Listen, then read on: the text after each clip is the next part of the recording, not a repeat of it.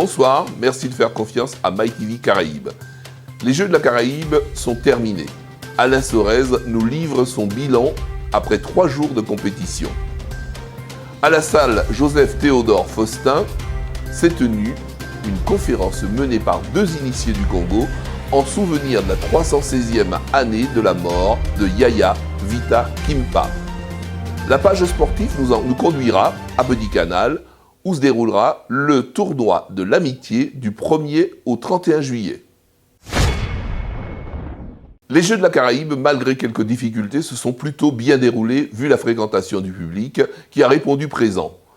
Alain Sorez, président du CROSGOA, nous livre son bilan après 3 jours d'intense compétition où toutefois la Guadeloupe tire son épingle du jeu. À la fin de ces Jeux de la Caraïbe, ce qui ressort, c'est une grande satisfaction pour le comité exécutif de la CANOC et tous les membres de la CANOC d'avoir enfin pu réaliser ces premiers Jeux de la Caraïbe. Et nous, en Guadeloupe, d'avoir pu et su relever ce défi parce que lorsque nous nous sommes positionnés en 2016, en 2021, on ne savait pas que ça serait les premiers Jeux. Ensuite, donc, il y a eu cette pression avec la crise du Covid, la crise sociale, la crise économique. Et ensuite, il y a eu des aléas au début d'année avec des retraits de partenaires financiers. Et donc, nous nous sommes mobilisés pour faire en sorte, avec les amis caribéens, de respecter cet engagement de faire les premiers Jeux de la Caraïbe en 2022, comme prévu dans le calendrier international. Donc, la première satisfaction, c'est lorsque le 29 juin, nous avons déclaré ouvert ces premiers Jeux de la Caraïbe. Et aussi la satisfaction de voir que l'ensemble des délégations, à l'issue de ces Jeux, ont adressé des messages de félicitations à l'organisation. Bien sûr, tout n'était pas parfait. C'était la première édition et très rapidement, il va y avoir des rapports, des réflexions pour qu'il puisse y avoir des meilleurs Jeux encore en 2025 et ainsi de suite tous les 4 ans. Donc au niveau de la Guadeloupe, maintenant, il nous faut en tirer les enseignements sur notre capacité à organiser avec l'ensemble des ligues et comités qui ont joué le jeu, avec les partenaires, se positionner pour accueillir d'autres événements spécifiques à certaines disciplines. Nous avons eu des échos notamment par rapport au Palais des Sports du Gosier et le futsal. Nous avons eu de belles images en termes sur le bassin au Gosier pour la course en mer.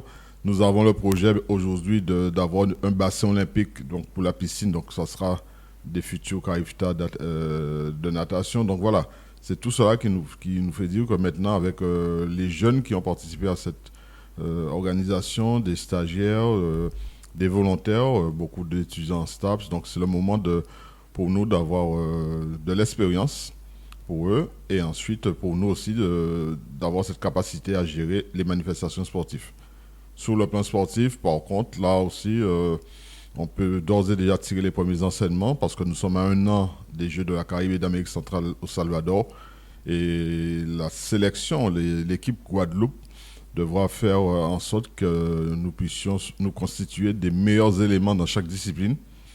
Il faut trouver le moyen dès maintenant d'avoir les meilleurs avec nous, se préparer, aussi se qualifier dans le maximum de disciplines. Mais si on se déplace, ça sera pour aller rechercher des médailles. Donc, à chacun maintenant de se préparer, d'inscrire dans le calendrier des sportifs au-delà du championnat local ou championnat national. Il faut maintenant inscrire sur le calendrier de chaque sportif des rendez-vous internationaux. La clôture comme l'ouverture, il y a eu des moments forts, des surprises.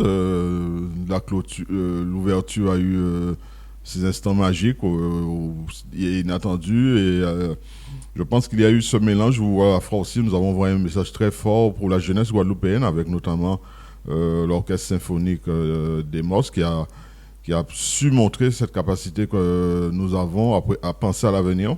Donc le message là était clair et net.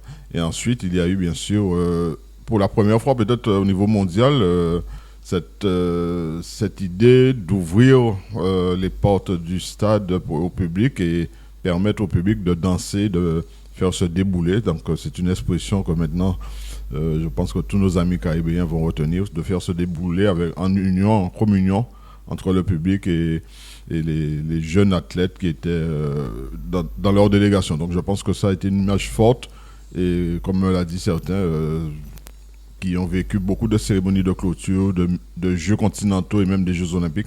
C'est bien la première fois qu'il y avait cette idée de permettre au public d'accéder, de faire la fête en même temps que les délégations présentes. C'était l'anniversaire de la 316e année de la mort de Yaya Vita Kimpa, connue également sous le nom de Donna Béatrice. Cette prophétesse du Congo, fondatrice du mouvement antonianiste. Cet hommage a été rendu par deux initiés, Ngoma Lendo et Kimoya. Bouta Ngoma Lendo de mon nom d'initié. Donc je fais partie de Bundu Dia Congo. Et là, je viens de présenter une conférence sur Yaya Vita Kimpa. Yaya Vita Kimpa, qui fut une Vuluzi au Congo, c'est-à-dire une grande initiée, un sauveur de la race noire. C'est quelqu'un qu'on connaît très peu, disons qu'il a été connu pas mal dans le monde panafricain, mais qui n'était pas connu assez en profondeur. Donc aujourd'hui, on donne la voix à tous ces initiés Congo qui sont très moins connus. Aujourd'hui, le 2 juillet et 2022, nous fêtons le 316e anniversaire de la mort de Yaya Vita Kimpa. Au Congo, on fête la mort des initiés pour indiquer que c'est le moment le plus optimal, le point culminant du chemin initiatique qu'ils ont vécu.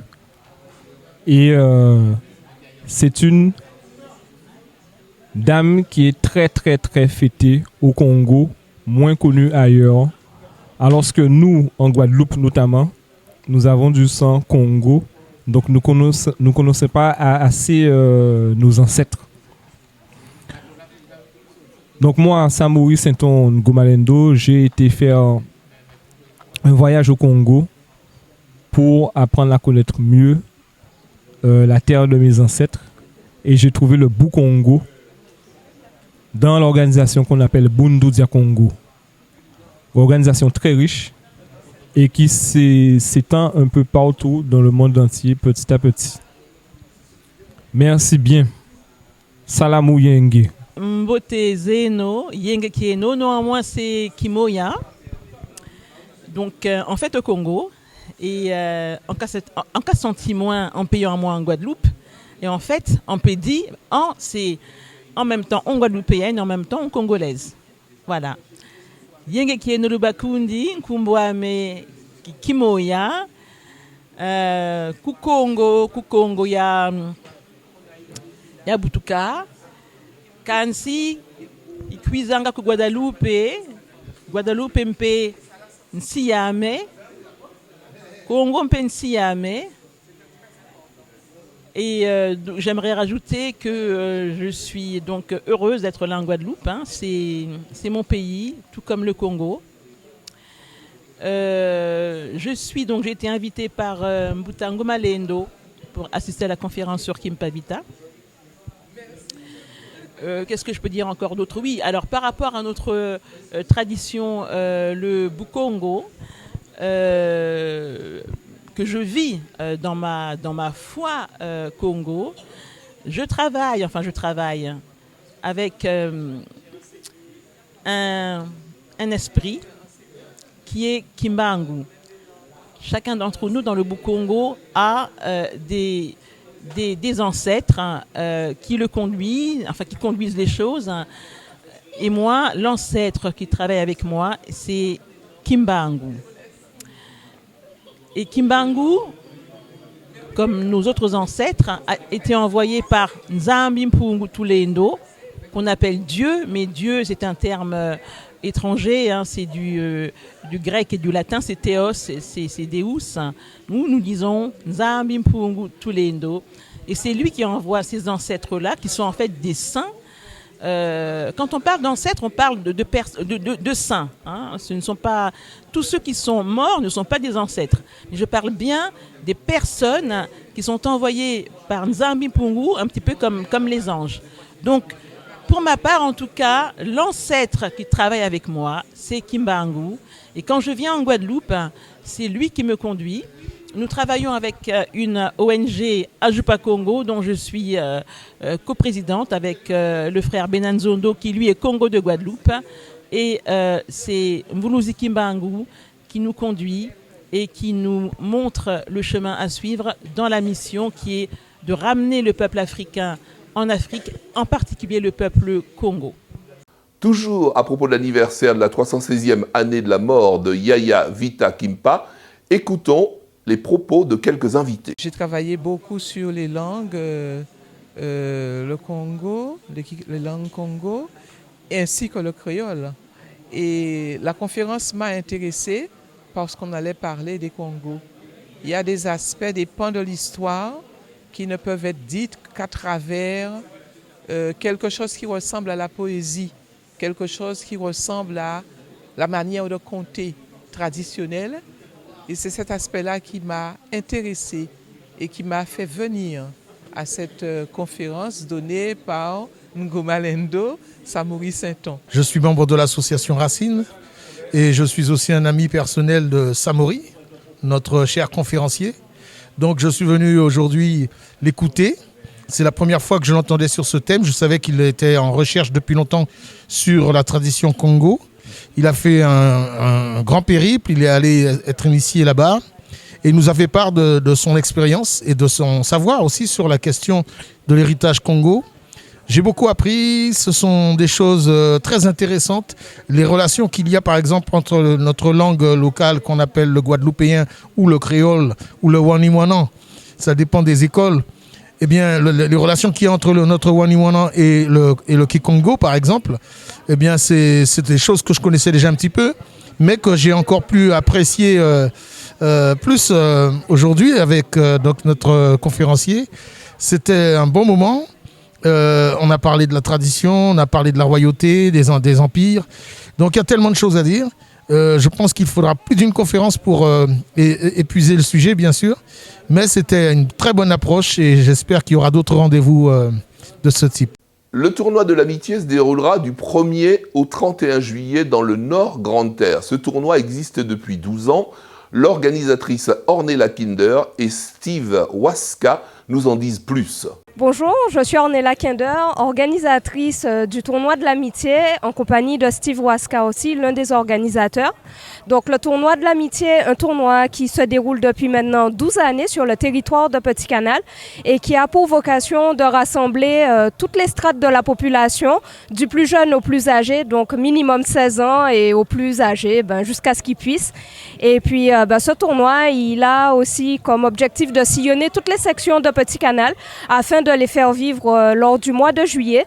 Donc en général, il débute du 1er juillet jusqu'au 31 juillet qui se termine lors de la fête de Gros Cap. Donc le tournoi de l'amitié, les valeurs de partage, d'amitié et de respect sont maîtres mots lors de ces rencontres. Pas de tacle, pas d'injures, car les sanctions qui suivent derrière sont à la hauteur des gestes déplacés. Donc je vais laisser maintenant le micro à Steve Waska qui vous dira encore quelques mots supplémentaires sur le beau tournoi de l'amitié. Avec des groupes d'amis, entre nous, entre les quartiers, ça a débuté comme ça et après ça a pris de l'ampleur. Chaque personne a vu comment l'autre jouait, les équipes, ça passait à droite, à gauche. On a formé des équipes. Et après ça, c'est devenu un tournoi gigantesque depuis la 12e année. Voilà. Je vais passer le micro à ma collègue, collaboratrice aussi. Il faut dire aussi tournoi de l'amitié parce que le plus beau prix de ce tournoi, c'est pas celui qui remporte le dernier match à la finale, c'est celui qui remporte le prix du fair play.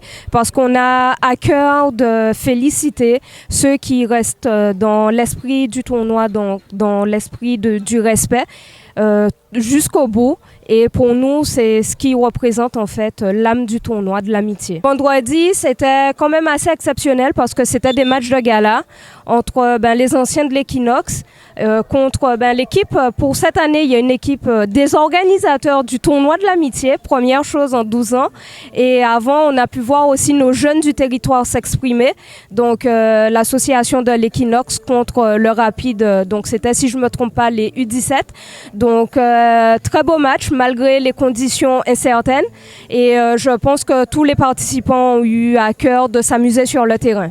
Toujours à propos de ce tournoi de l'amitié, les joueurs et le staff nous livrent également leurs propos sur ce tournoi. C'est un match qui a été très compliqué.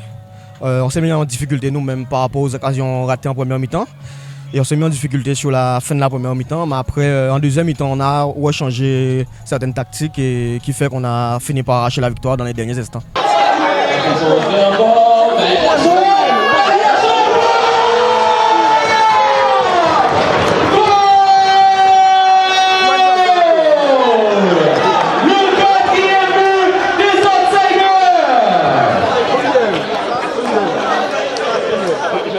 Oui, son match nous a mal débuté parce que nous devions l'occasion en première mi-temps. Nous pas marqué yo. Là nous marqué tout après 2 minutes pour marquer et après ça yo remené si nous déon. Mais à la mi-temps nous revoyons les choses avec les joueurs, nous remotiver yo, réveiller mental là et faire les changements en ce qu'il fallait. Et grâce à tous ces arguments de ces joueurs, donc nous va gagner 4-3 à la fin du match. Bon, on va dire bravo à ces joueurs là encore. Je suis arrière à Team Tiponche, une équipe de Léman. Alors, par rapport au match, ça a été assez compliqué parce qu'on a commencé à 9 au départ. On était à moins. On a su gérer quand même en menant au score. Puis, malgré le renfort de nos 4 anciens, enfin, il manquait quand même des joueurs. Malgré le renfort, on n'a pas su gérer le score et à la fin, on a cédé. Franchement, le match était belle. On a marqué un doublé parce que c'est le meilleur joueur de Petit Canal. Non, le match était belle. Ça, c'est des belles mi-temps bien, mais le public là, nous contents. Bilat extraordinaire, franchement, en tout période passant, rien à dire, non, mais c'était super même. Et après, il fait le meilleur buteur Petit Canal, et on savait que mon poste Petit Canal. Allô. La page artistique de ce journal nous invite au premier concert de l'artiste Las Tito, reportage en musique. Yo, donc alors bonsoir, oui c'est Las Tito, en direct de MyTV Caraïbes. Et donc alors, premier concert. Ravi, comment dire, le public était là, franchement, big up à vous, merci à tous, merci à MyTV Caraïbes et puis big up à toute l'équipe, franchement c'était lourd de chez lourd. Le titre phare, c'est je pense la partie avec Foxy Miller, le titre Ti Papa qu'on a mis, qui est d'ailleurs sur les zones YouTube, vous tapez Las Tito, Ti Papa, Fit Foxy. Et vous allez le trouver. Mais en tout cas, c'était ce featuring. Ah ouais. Big up à tous les gens qui ont des enfants et que voilà, ils s'en occupent et puis que voilà. Yes. Restez connectés. Bonsoir. Bonsoir MyTV Caraïbes. Nous sommes Jim Sevent, Sabine et Ramona. Voilà, donc nous avons organisé le premier concert de Las Tito. Notre artiste. Voilà. Le temps nous a épargné quand même. On a été graciés relativement. Merci quand même à l'univers. Donc qu'est-ce qu'on peut dire sur le concert? Premier concert de notre artiste Las Tito. Et je déifie son talent, je le répéterai à chaque fois. Mais bravo à l'artiste. Bravo à l'artiste. Donc l'organisation, vous connaissez, hein, il y a toujours des aléas. Mais ce qu'on doit retenir dans cette organisation, c'est que notre passion, quand on aime ce qu'on fait, c'est le plus important et c'est ce qui ressort. Voilà. Beaucoup d'amour. Voilà. Beaucoup d'amour. Et si on devait donner une mention spéciale à ce concert, ce serait le featuring Foxy Miller. Ti Papa. Ti Papa. Oui. C'est le titre phare. C'est pour vous en café. C'est pour Papa Kachabé. Merci beaucoup. Merci. Il nous a fait l'honneur d'être présent. Merci à tous les artistes. Merci à tous les artistes qui ont été là. Les partenaires, alors le GPC, les partenaires, les artistes, DJ Fredo Style aussi. Alors si on devrait refaire la liste, on commencerait par l'avant-première, Jai West. Ensuite nous avons eu Las Tito avec une partie acoustique avec Steven, le Picasso du piano. Biran à la guitare. Ensuite, nous avons eu la collaboration avec DJ Fredo Style. Nous avons eu DJ Woodwini, le DJ d'ici. Donc, pour le lieu, merci au GPC, hein, Lounge, à Jarry, le partenaire. Merci à Gary. À Gary, vraiment, parce que vraiment, il nous a soutenus du début. Accompagné, soutenu. Vraiment merci. Un big up à DJ 507, hein, qu'on le connaît sous ce nom. Au sponsor, hein, bien sûr, entreprise Sivan, hein, William Sigrid. Voilà, on le remercie. Voilà. Et puis je pense qu'on va arrêter de mobiliser le micro de MyTV Caraïbes. Hein, nous aimons, on l'aime, on vous aime. Bisous. Ici, on nous voit. Oui, bonsoir tout le monde. Alors, je me présente, Cyril William de l'entreprise Sivan. Donc, concernant l'événement de mon artiste Lastito, franchement, pour moi, pour une première, je dirais que c'est une réussite. J'espère que ça plaît à tout le monde en fait. Et le but, c'est de faire tout le public s'amuser en fait. C'est pour maman c'est pour vous en café, c'est pour papa même qu'elle est en deuil, c'est pour maman big up pour tout papa et maman.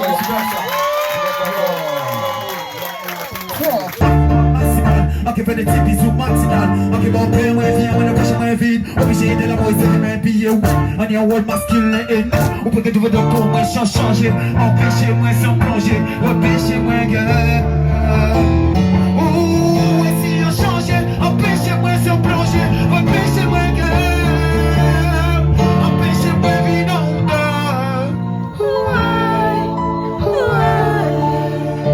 parce que c'est moi, y'en pas les autres.